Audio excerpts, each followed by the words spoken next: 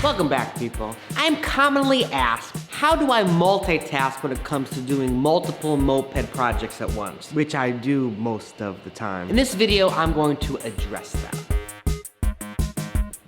You will find bikes in all sorts of stages. No. Various stages of done, like this particular project is just a bunch of painted parts. Other projects are almost finished and partially finished. Keeping a track of what's done, what needs to be ordered, and what to do next is the proper attention to detail is important. This is gonna be a quick video, just kind of running down my top 5 techniques for getting it done proper.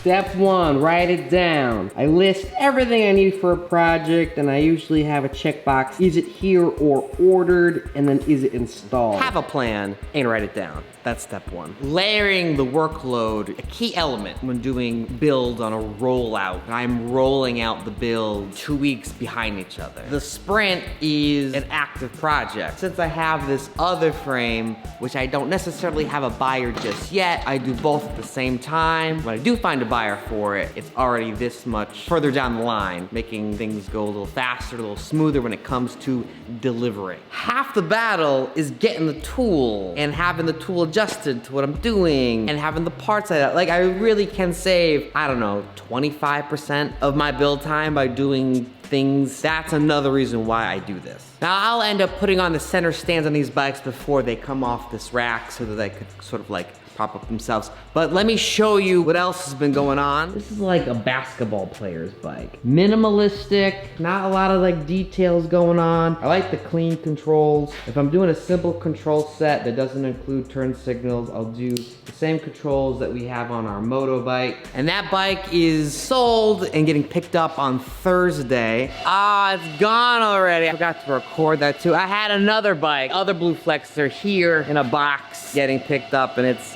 gone. It's soldering day at the shop. Today I'm going to change the wires around on stock A55 controls.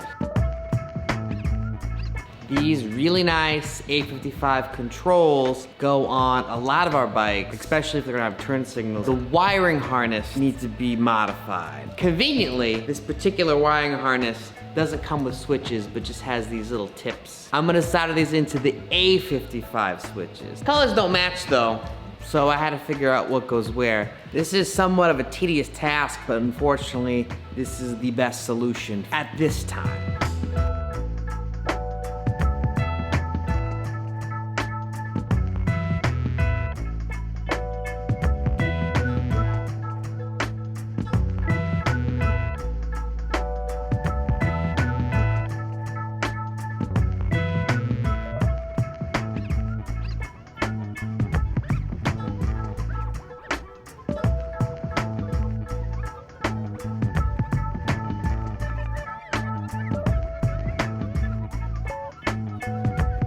Days have passed. I've really been focused on the projects and I haven't been filming, but that bike is almost done.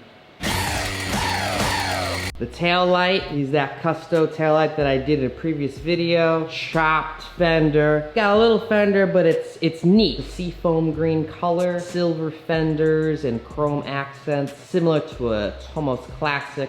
But just like all builds, sometimes there's something missing, customization needs to take place. This isn't a multitasking sort of situation. This is like a building bikes in general situation, but sometimes you run out of something and you have to make the part. This happened today. Seat latch was missing. We had to make one. We started with the drawing. We have none of this. The reason we do this is so that everything locks together. Of course, we have it prototyped on the computer. Once we have a nice plan, I printed this out so that, you know, I have it with me. But you want to see what it looks like in real life.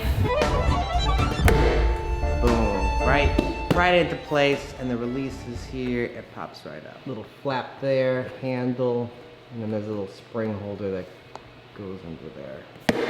The point I'm trying to make is that if you're building bikes, you gotta be able to just build everything. If you got it in stock or something you would just buy and slap on, that's one thing, but problem solving. If you're really problem solving, you gotta be able to do this sort of thing, or you're going to end up empty-handed, or I don't know, you can't finish the job.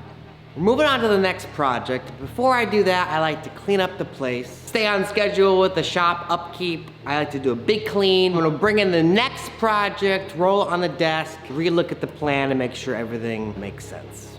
This is a 1995 Tomos Targa. It's gonna get a full restoration. We're gonna start with the complete tear down of this bike. Tank needs a flushing and there's some weld corrections. The whole thing is gonna get broken down. That process is gonna start right now.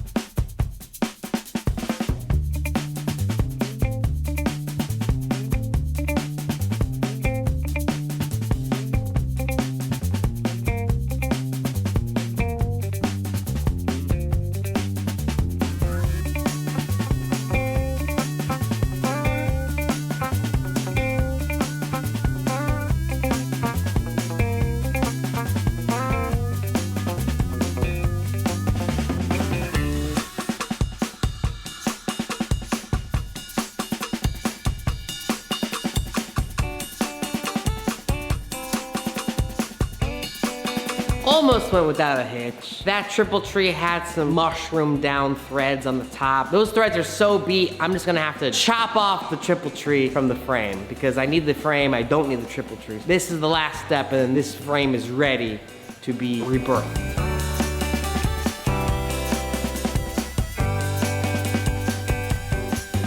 So it's been a few weeks since I was last shooting. The white bike is finished. Paint was completed. The assembly didn't take long. Side cover. This was a difficult one because this style frame originally has the carburetor underneath the frame tucked in. I'm not a big fan of those because it's hard to get to the carburetor. So we use this 835 style side intake, but then the original side cover doesn't fit. It's custom for this frame and that detail. And of course I got matching. Maybe it wasn't as necessary, but I wanted to keep it matchy.